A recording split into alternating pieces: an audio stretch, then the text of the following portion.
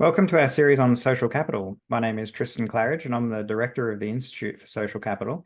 And I'm joined by Lyndon Robertson, Emeritus Professor of Agricultural and Resource Economics at Michigan State University. Welcome, Lyndon. Thank you. Good to see you, Tristan, and welcome to all those that may be joining us. Great to see you, Lyndon. Lyndon and I share a passion for the concept of social capital, and we each have a long history of work on the concept, with Lyndon initially coming to it from economics, whereas I came from sociology and social theory.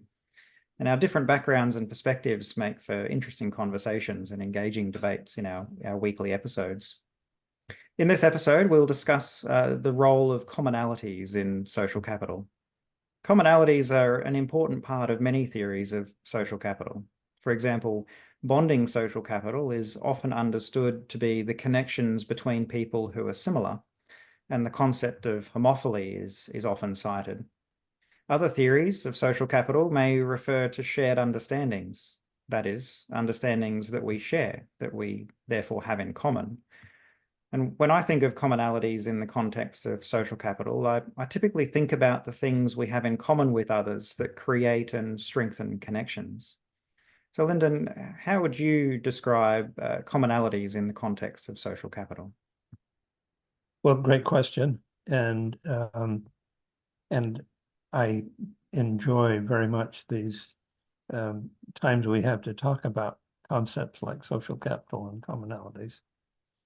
I suppose in response to your question, I would start by saying when I study the definitions of social capital, the one thing that a lot of people agree on is that social capital has to do with relationships between people, even if we can't agree precisely on the nature or the definition of social capital, we tend to agree that it has to do with relationships. And so then the next question is, what is a relationship? And a relationship is simply a connection, how people are connected. And so the idea of commonality recognizes that if people are going to be connected, they have to be connected by something they share. And in that regard, in the past, I've at least focused on things that we share that we acquired at birth, inherited commonalities, or things that we were able to earn and call those earned commonalities, such as where we work, where we went to school, what preferences we've acquired. And there's a third category that is kind of in between, which you might refer to as covenant commonalities that are stronger than earned commonalities, such as a marriage contract, a pledge of citizenship, or something like that. So at least commonalities are what we share in common that help us connect to each other, that can be either earned, inherited, or created through a covenant.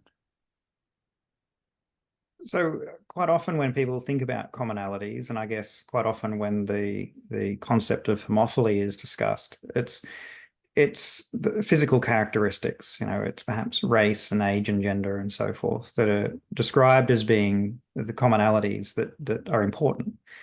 But what do you think are the most important commonalities when it comes to social capital?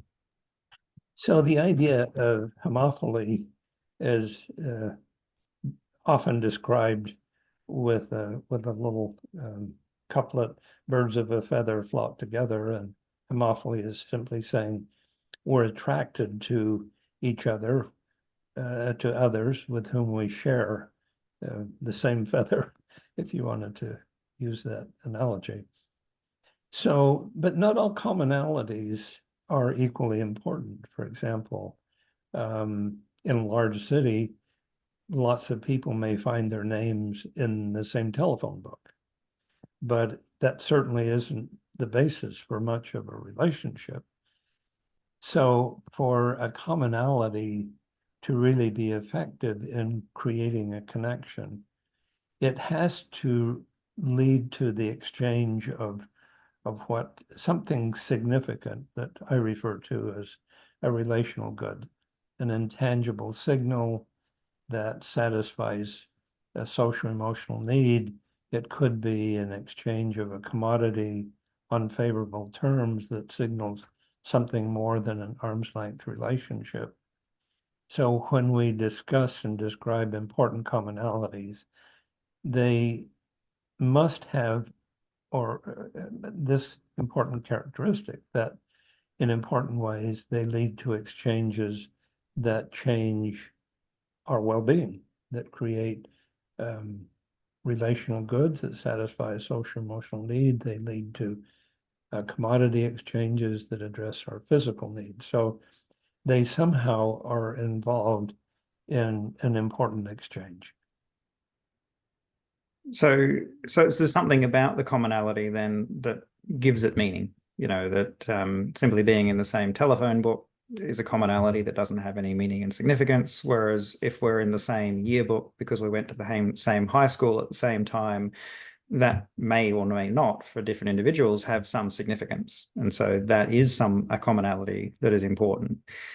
So it seems like a lot of the commonalities that we have, we interpret, we see in others, or we may come to understand those commonalities. I might be talking with somebody and not realize that they have the same kinds of challenges in their life that I do, and that commonality then is the basis then for connection.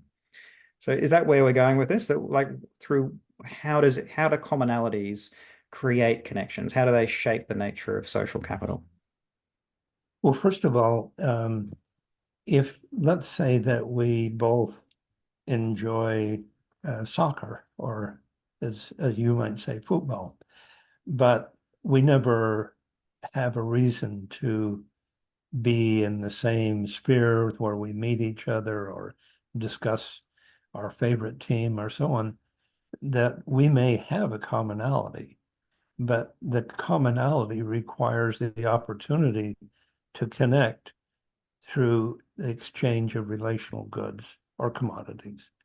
So let's say that we happen to be on the same plane together, seated to each other, and before that time we had never, we didn't have any connection, we didn't have a relationship. And then the conversation turns to soccer, and we start talking about our shared enthusiasm or recollection of past important events. And suddenly we find out, goodness, we have a lot in common. And the fact that you acknowledge that we acknowledge in each other an important characteristic or an important trait leads to a connection based on this commonality. But it required us to sit together. It's sort of like being in the same phone book. There has to be an opportunity to exchange either relational goods or commodities.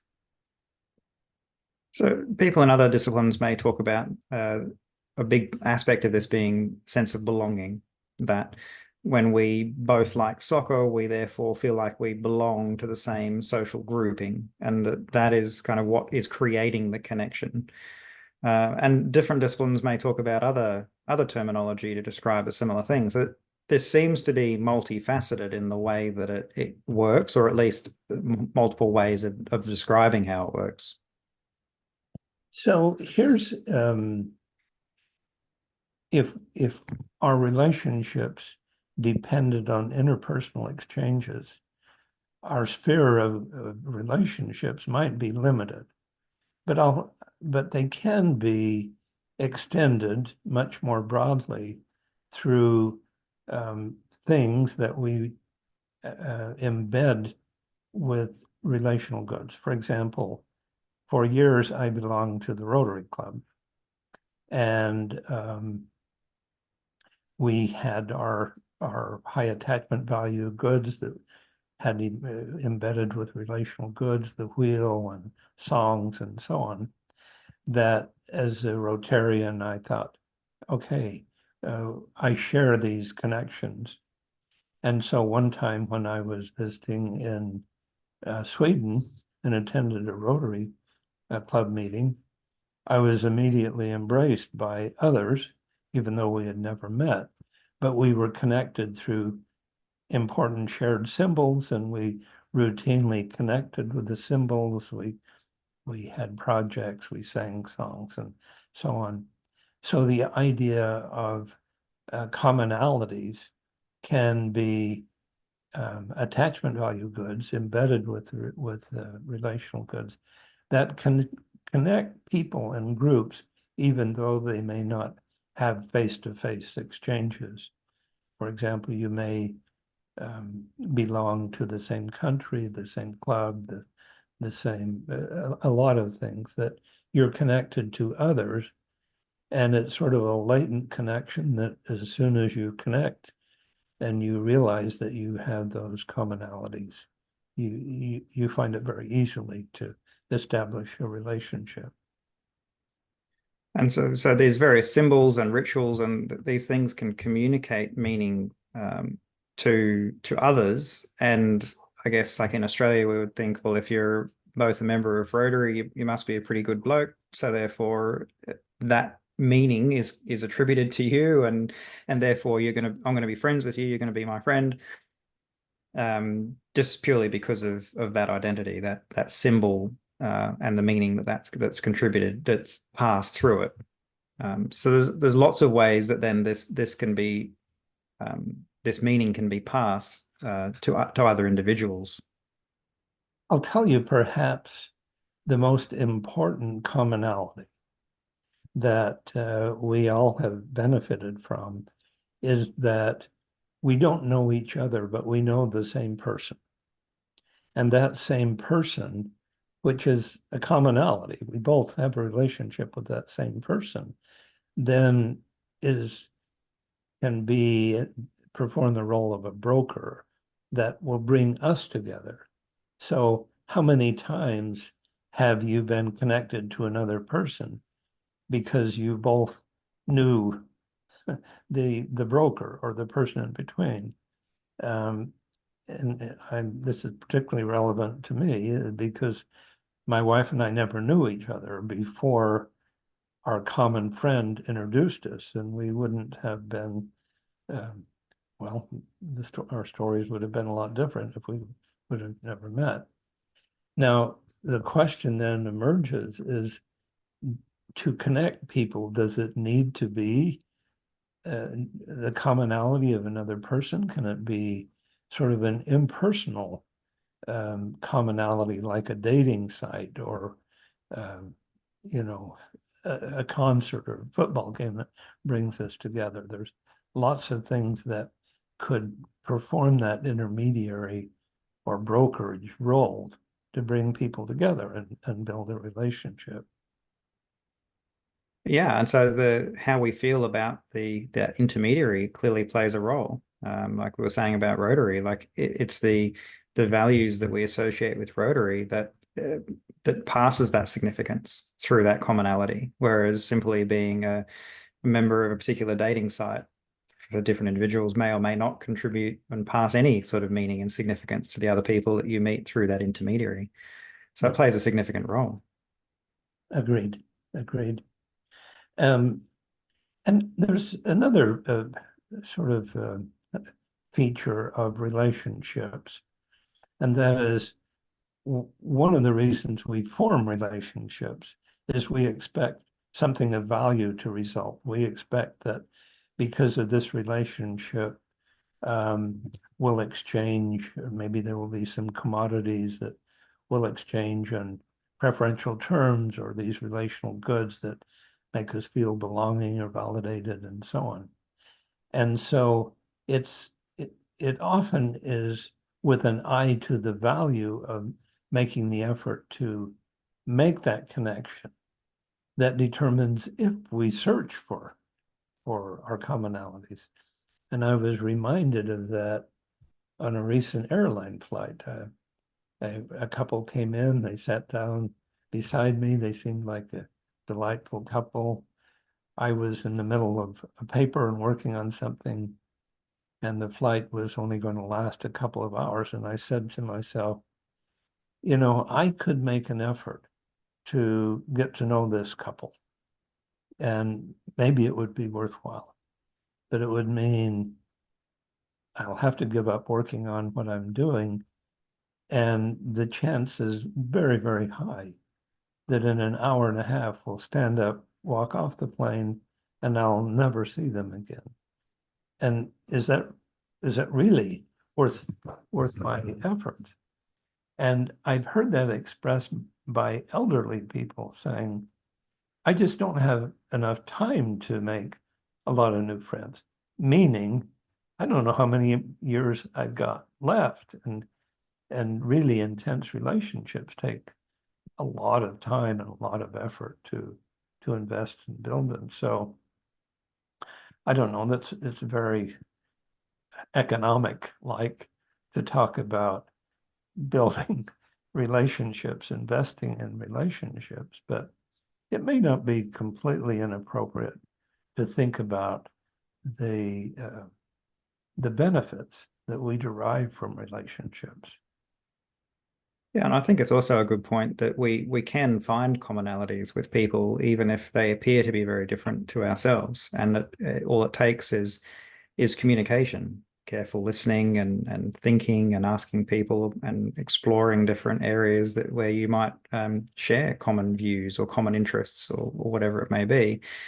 And through that process, someone who appears to be altogether different than ourselves and foreign and who we probably wouldn't be friends with, but given the opportunity or given the effort, I suppose, you may find a lot of commonalities and a lot of shared interests, and then you might leave that conversation with a new friend who you feel quite strongly positively about. And quite often, the only barrier is actually taking the time and effort and interest to do it. That it can be done with virtually anybody, of course, maybe not everybody, but more often than not, I think you would find commonalities. I couldn't agree more, Tristan. And in fact, I'm feeling a little bit guilty that I didn't make an effort to search for commonalities with this fine young couple that I was sitting next to. And probably the next time I will make the effort. But I would like to maybe turn our conversation in just a slightly different direction. We've been talking as though commonalities will create positive outcomes. But what if the commonality leads to a competitive relationship? I mean, we're both striving for the same goal. I on a holiday occasion one time, I saw, I I wasn't participating, but customers were lined outside the store's door trying to be first in line because there was a quota on who would get access to these deep discounts. And these people waiting in line had a lot in common. They all wanted to benefit from the reduced price, provided they were first in line. And they approached each other not with the idea of building empathy or something like that. They viewed each other as possibly denying them the advantages of getting in the store first. So I guess, what do you think about, are all commonalities going to lead to us holding hands and singing Kumbaya, or where do we go with this? No, most certainly not. I mean, I think identification of commonalities shapes the nature of the relationship. But of course, as we know, the relationship can make many turns. It can have many different characteristics. And, people you were sitting next to on the plane, potentially through discussions, you would find commonalities or perhaps differences that really wouldn't have produced a positive and strong relationship. And as you've highlighted as well through the concept of cheap social capital, sometimes the commonalities we find where they're against some other entity can create negative outcomes as well. It may create a connection between yourself and the other person you find the commonality with, but because it's a shared antipathy towards something or someone, or some other group, it can create negative outcomes anyway. So I think there's a huge scope for different outcomes to occur. But thinking about the process of developing these relationships is as partly about finding commonalities is a useful way to think about it. Indeed, and you raised the concept of what if the shared commonality is our mutual dislike or disregard for another person. In the US, we're in a political season now, and nothing, if you express a preference or dislike for one or the other candidate, you may either make an instant connection or an instant conflict. And so, but the nature of creating shared commonalities or a commonality of shared antipathy, it's a very inexpensive way to build a relationship, but not a very meaningful relationship. And it doesn't last long when it depends on having a shared object of antipathy. And the worrisome thing is that because it's so inexpensive and so easy to create a relationship by forming shared antipathy, that it will be overused instead of the really meaningful connections that lead to exchange of relational goods. Yeah, it certainly can. Well, that's all we've got time for in this episode. Thanks, Lyndon, again for such a fascinating conversation, and I look forward to the next one. Thank you, Tristan.